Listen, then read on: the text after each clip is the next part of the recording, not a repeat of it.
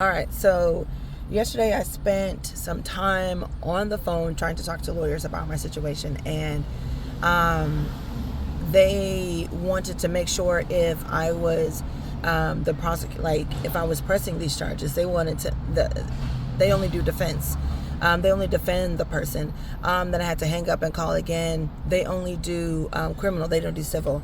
Hang up and then refine my search, and they don't do fraud cases. Hang up again, and they don't do disputes between people that or dependent on statute of limitations. So I had to continue to refine my search for this and for that element, because I was typing these things. I was typing what kind of lawyer I was needing near me, and because that's how I was refining my search, something near me, to talk to a lawyer. And then I was just like not finding someone who would advocate for me. So I'm here now in downtown, and you can do the same. If you can't find a lawyer to back you, support you, to represent you in court, go downtown and file it yourself.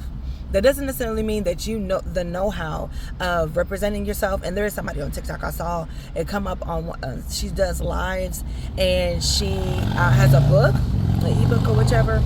Does nothing for me, because I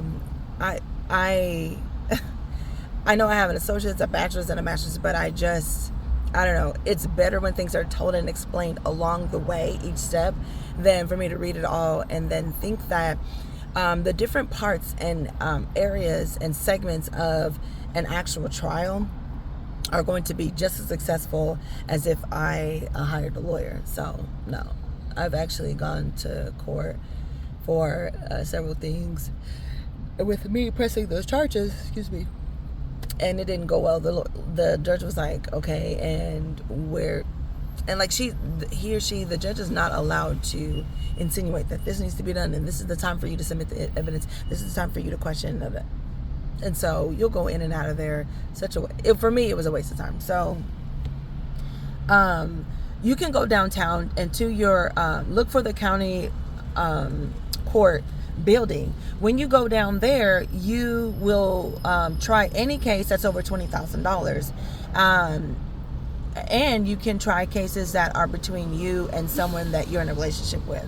Now, the county courthouse is for 20 grand and over, if I'm not mistaken, and less than that, you need to go to your justice of the peace.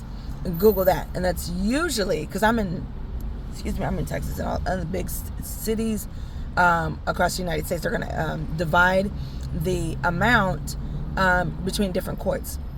When you go to the justice of the peace, can you do someone that's against you, that you're in a relationship with or have been? I'm not sure. But with justice of the peace, you have to do the zip code. You have to have the zip code in which the offense was created.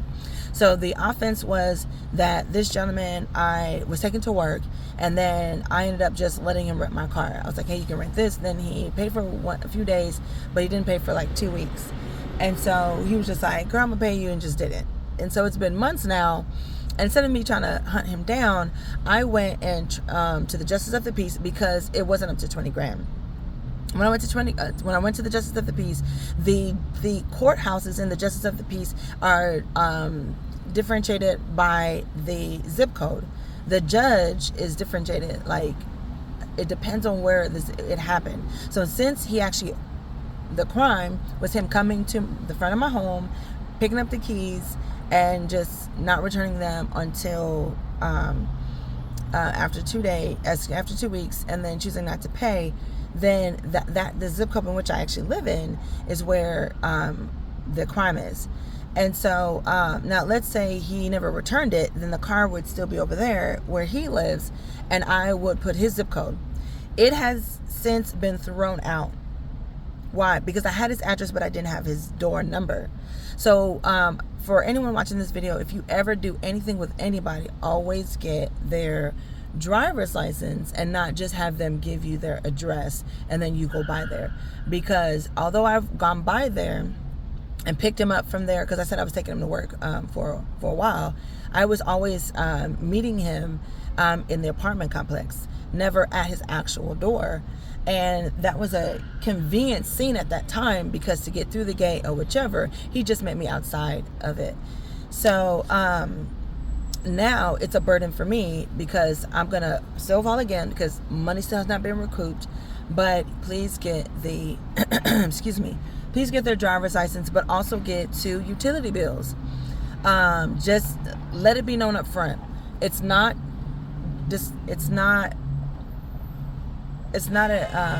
open for discussion. The reason why you need utility bills is because a lot of people that scam, and a lot of people that live fly by night, and a lot of people that are unsettled, and a lot of people that don't, that have the opportunity to scam, and that is their lifestyle to scam. You may not know it. You may not be able to look at them and be able to decipher that. When you get 2 utility bills, you'll be able to know that they have established themselves somewhere. They have connected themselves with the air, electricity, water bill, internet, things like that. And when they have established themselves somewhere, you now have someone that is established, that is making monthly responsible financial stewardship over their life, at least for their own personal gain. Do not go into business with people that cannot give you 2 utility bills. Even when I was getting free food from the pantries, I used to go to this, like, just to get in the line for these pantries a couple years ago. Glory be to God, I'm not there anymore, but I had to give them a utility bill just to get a box of food, and that didn't work out, because I was like, well, I gotta learn to cook. Oh, have a kid take the box back. But I want you to know, for even something as generous as that, even for something that's just, here, take this box of food, I was still having to, and their purpose was because they want to know that they're serving the area in which they got funding for. And so they wanted to also encourage people, just to push a flow of people in other directions that could also be served by other organizations that are doing the exact same thing in other zip codes. And so that was, I believe, a general practice among all food pantries. So fact check me, put in the comments and teach me if I'm wrong. But do not do business with any human if you cannot get 2 utility bills, especially if you're just private, especially if you're just starting off, especially whether you have an LLC or not, whether this is your mama, your cousin, or whichever. Get you two utility bills, and also get 2 references that you actually call and talk to for 5 seconds. Hey, I want to verify if you know this person. Okay, may I get the name of your job, the name of your company that you work for, and a number? Because now I'm going around asking people whatever, but I don't know their relationship with him. I know these people, and I have their name and I have their contact, that I know this person that was driving my car, but refused to pay. But I don't have anything else, and I still don't have his apartment number. So I go by his house and wait until he goes or whatever.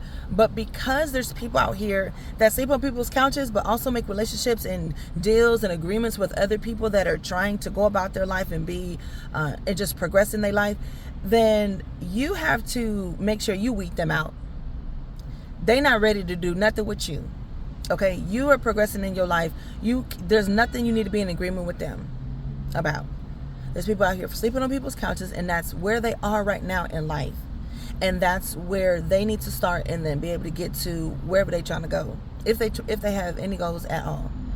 But you don't have to you don't have to close the door on trying to seek justice for yourself by because you can't get a lawyer on the phone that can deal with your specific case. Because it looked like that I wasn't necessarily getting a runaround. I just could not get connected to who I needed to get connected to represent me in court.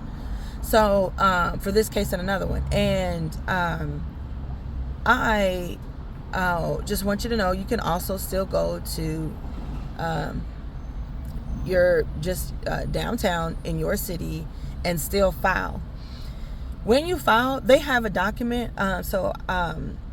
You can ask for, when you get to the county building, I need a document that it's not called indemnity. It's called, just ask them, hey, I don't have the money to file, and they're indigent. The term is indigent.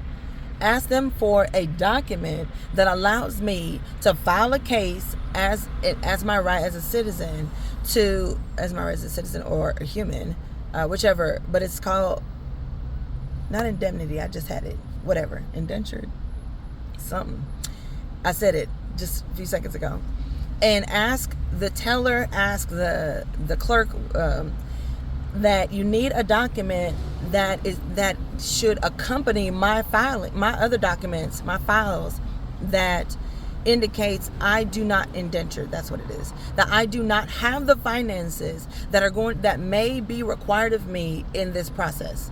I do not have the finances that may be required of me during this filing process. And say that, and you let them know that there's a document that should accompany the documents that you're planning to file for whatever your original reason is.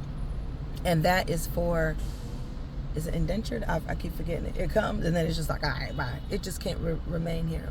But that's what I'm going to do today. So that's what you'll do second. But the first thing you'll do is share your issue with the clerk.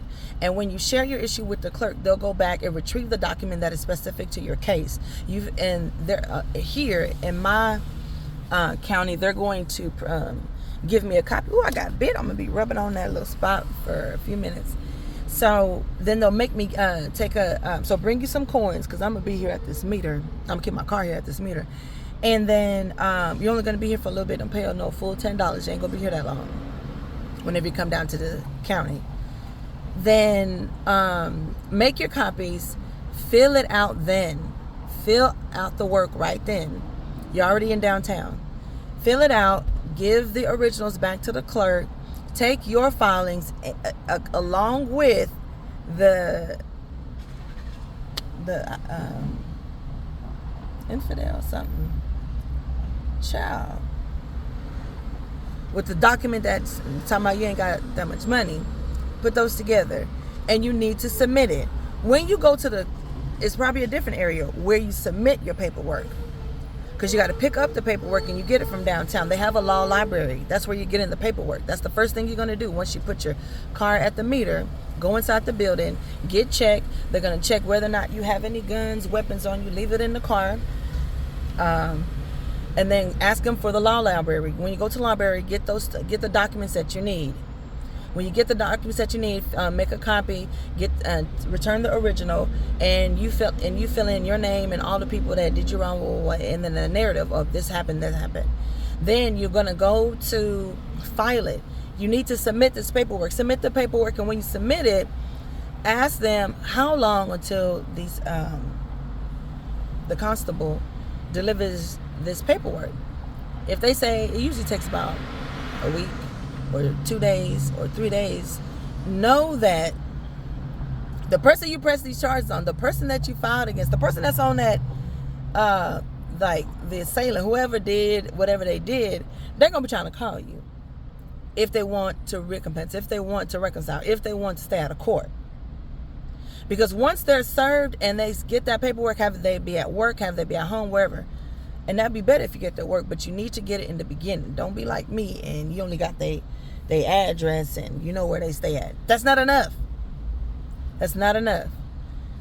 You need to get anybody you're working with, and you're gonna do something, and it's over $100, it's over $50, and you want it back, and you tell them, I need this back. If it's valuable, if it's cash or just anything, over just amount of money that you want back. Get their driver's license photo. Get 2 friends that you can call, and call those friends and ask them, may I know where you work, and get the number to the front desk. And then you say, okay, I'll give you, I just appreciate you. Then you call those numbers where they work. Oh, okay, does what's the name work for you? Oh, okay, thank you so much. I was just trying to clear something up. Call those companies. Call those companies where these friends, these references work at to verify. Then you also need 2 utility bills from this person. Don't be messing around. Don't be out of luck. Don't be messing with your money. Don't be sitting here going downtown now because you don't got. Man, get this. Do this little 5-minute work. Then,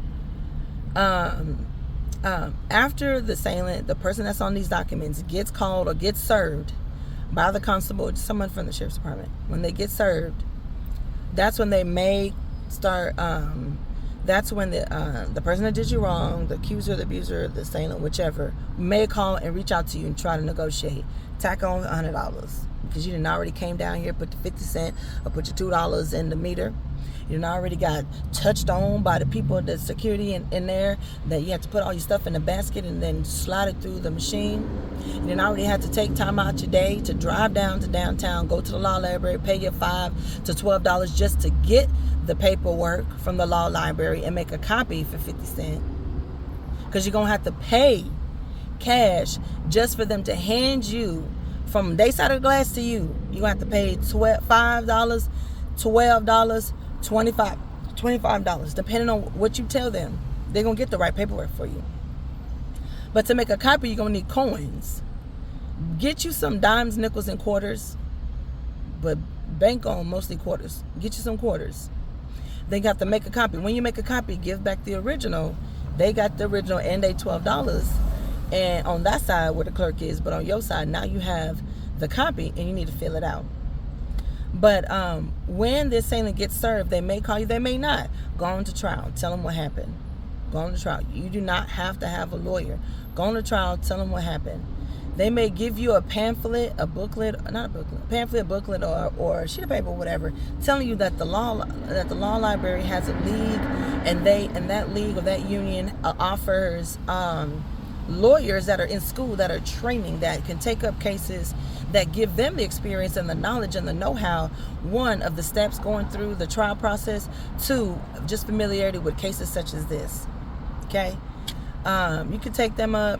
They have a standard in which they take. Sometimes they have a load in which they can take and can't take, but you can get through the process yourself. Is it guaranteed success? No, just because there are some pieces of information that lawyers do by doing research with similar cases just as yours. And because of that, they throw that at the judge and say, because of what happened as a result in a similar case in the past, then you, judge, should then utilize that information and assess us the same. So I guess you can research that. I don't know if you can Google articles like that, but whichever. But yeah, I wanted to find me a lawyer. I didn't know. That don't mean it's not going to get filed. I'm coming for my, $700? I'm coming for it. Single mama, don't mess with me. I need my money.